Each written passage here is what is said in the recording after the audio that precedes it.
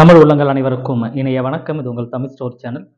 NEET 2024 அதுக்குரிய application process complete ஆகிட்டு இப்போ எல்லாரும் அட்மிட் கார்டுக்கு வெயிட் பண்ணிட்டு இருக்கோம்.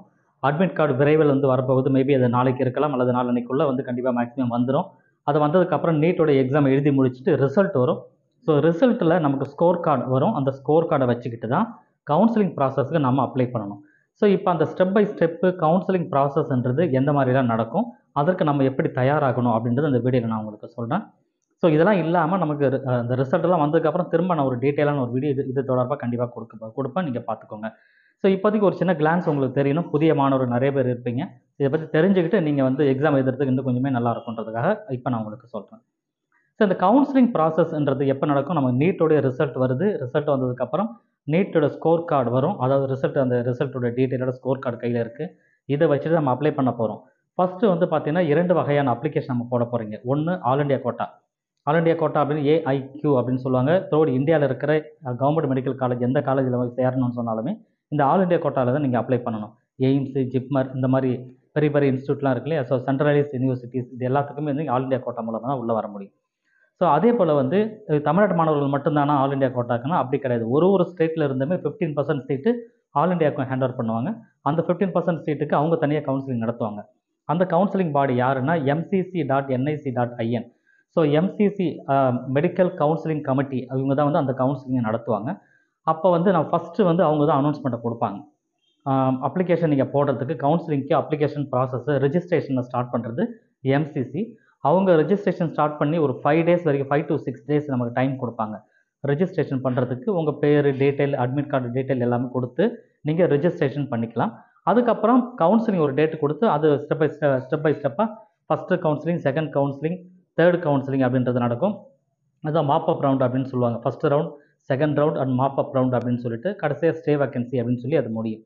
ஸோ அதே போல் நம்ம தமிழகத்தில் பார்த்தீங்கன்னா கவுன்சிலிங்ன்றது இந்த ஆல் இண்டியா கோட்டா ஸ்டார்ட் பண்ணி ஃபஸ்ட்டு ரவுண்ட் கவுன்சிலிங் போகும்போது தான் கிட்டத்தட்ட நமக்கு தமிழ்நாடு மெடிக்கல் செலெக்ஷனு நமக்கு கவுன்சிலிங்க்கு ஆஃபர் பண்ணுவாங்க. அந்த கவுன்சிலிங்க்கு தமிழ்நாடு மெடிக்கல் செலெக்ஷனுடைய வெப்சைட்டு தமிழ்நாடு TNmedicalselection.net அப்படின்னு சொல்கிற இந்த வெப்சைட்டில் போயிட்டு தான் நம்ம ரிஜிஸ்டர் பண்ணணும். திரும்ப உங்களுடைய டீட்டெயில் எல்லாமே கொடுத்து இங்கே ரிஜிஸ்ட்ரேஷன் பண்ணுறதுக்கு நிறைய டாக்குமெண்ட்டை நீங்கள் அப்லோட் பண்ண வேண்டியது இருக்கும். கிட்டத்தட்ட 10 to 15 days நமக்கு டைம் கொடுப்பாங்க. அந்த 10 to 15 days டைமுக்குள்ளே உங்கள் டாக்குமெண்ட்டை ரெடி பண்ணி தமிழ்நாடு மெடிக்கல் செலெக்ஷன் வெப்சைட்டை நீங்கள் அப்ளை பண்ணணும். ஃபார் இது எதுக்குன்னா MBBS ஆர் BDS கவுன்சிலிங் நீங்கள் கலந்துக்கிறதுக்கு உண்டான ப்ரொசீஜர். ஸோ எம்சிசிக்கு நீங்கள் டாக்குமெண்ட்டில் அப்ளை பண்ண தேவையில்லை. ஸோ காரணம் அது எந்த காலேஜில் போய் சேர்றீங்களோ அந்த காலேஜில் ஒரிஜினல் டாக்குமெண்ட்டை கொடுத்து நீங்கள் ஜாயின் பண்ணிக்கலாம். அங்கே தான் வெரிஃபை பண்ணுவாங்க. இங்கே நீங்கள் அப்ளை பண்ணும்பொழுது தமிழ்நாடு மெடிக்கல் செலெக்ஷனுக்கு தமிழ்நாட்டில் இருக்கிற கவர்மெண்ட் காலேஜ், ப்ரைவேட் காலேஜ் நீங்கள் ஜாயின் பண்ணுறீங்கன்னா இங்கே நீங்கள் அப்ளை பண்ணணும். அப்படி அப்ளை பண்ணும்பொழுது உங்கள் டாக்குமெண்ட்டையும் சேர்த்து தான் அப்ளை பண்ணணும். ஸோ இது ஒரு விஷயம். ஸோ அடுத்தது இதுலேயே பார்த்தீங்கன்னா தமிழ்நாடு மெடிக்கல் செலெக்ஷனில் first round, second round, third round, mop up ரவுண்டுன்னு சொல்லுவாங்க. ஸோ அது வரைக்கும் ரவுண்டு நடக்கும். ஃபஸ்ட்டு ரவுண்டில் நீங்கள் ஜாயின் பண்ணுறீங்க, உங்களுக்கு கவுன்சிலிங் நடக்கலைன்னா உங்களுக்கு செகண்ட் ரவுண்டில் உங்கள் ரேங்க்கை பொறுத்து செகண்ட் ரவுண்டில் வரும். செகண்ட் ரவுண்டில் வந்தது அப்படின்னு சொன்னால் உங்களுக்கு சீட் எந்த காலேஜ் கேட்குறீங்களோ அந்த சீட் உங்களுக்கு இருந்ததுன்னு சொன்னால் அங்கே அலர்ட் ஆகிடும். சில பேருக்கு ஃபஸ்ட்டு ரவுண்டில் சீட் அலர்ட் ஆகிடும். ஆனால் நினச்ச காலேஜ் உங்களுக்கு கிடைக்கல அப்படின்னா அது ஃப்ரீ எக்ஸிட் உண்டு. அது வெளியே வந்துட்டு செகண்ட் ரவுண்டு நீங்கள் பார்ட்டிசிபேட் பண்ண முடியும். செகண்ட் ரவுண்டில் நீங்கள் கேட்குற காலேஜ் கிடச்சதுன்னா ஜாயின் பண்ணிக்கலாம்.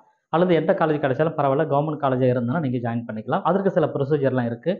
சாய்ஸ் ஃபில்லிங் அப்படின்னு ஒரு மெத்தட் இருக்குது. இதெல்லாம் தனித்தனி அதுக்கப்புறம் நாங்கள் வீடியோவில் டீட்டெயிலாக கொடுக்குறோம். ஸோ இப்போதைக்கு நீங்கள் ஓவராலாக இந்த விஷயங்களை தெரிஞ்சுக்கணும் ஃபஸ்ட்டு. அதனால் இப்போ நீங்கள் செய்ய வேண்டிய வேலை அடுத்து வரப்போகிற 3-4 நாட்களுக்கு உங்கள் படிக்கிற ஒர்க் கம்ப்ளீட் பண்ணிவிட்டு நீட்டோட எக்ஸாமை கிளியர் பண்ணுங்கள். அதை கிளியர் பண்ணி நல்ல ஸ்கோர் எடுக்கிறதுக்கு உண்டான வழிகளை பாருங்கள். மினிமம் ஒரு கவர்மெண்ட் காலேஜில் நீங்கள் சீட் எடுக்கணும்னா தமிழ்நாடு மெடிக்கல் செலெக்ஷன் தமிழ்நாட்டில் இருக்கிற கவர்மெண்ட் காலேஜில் நீங்கள் சீட்டு எடுக்கணும் அப்படின்னாவே குறைஞ்சி 550 ஆர் 580 ப்ளஸ் கண்டிப்பாக தேவைப்படும். ஸோ நல்ல ஒரு ஸ்கோர், அந்த ஸ்கோர் இருந்தால் தான் நீங்கள் கவர்மெண்ட் காலேஜில் பற்றி யோசிக்க முடியும். ஸோ அந்த ரேஞ்சுக்கு பாருங்கள். உங்களுக்கு ஓரளவு ஓசி கேட்டகரியில் இருக்கிறவங்க, பிசி கேட்டகரி இருக்கிறவங்க இந்த ரேஞ்சுக்கு மேலே எடுத்தால் தான் நீங்கள் பாசிபிள் இருக்கும். அடுத்தடுத்த ரேஞ்சு மினிமம் லெவலே பார்த்தீங்கன்னா கிட்டத்தட்ட இன்றைக்கி 450 500 கிட்ட வந்து போச்சு. 500 மார்க் எடுத்தால் தான் மினிமம் லெவலே நீங்கள் அச்சீவ் பண்ண முடியும். அப்போ நீங்கள் எடுக்கிற மார்க்கே 500 மேலே தான். 500 கீழே எடுத்தால் ரொம்ப யோசிக்கணும் உங்களுக்கு சீட்டு கிடைக்கிறதுக்கு.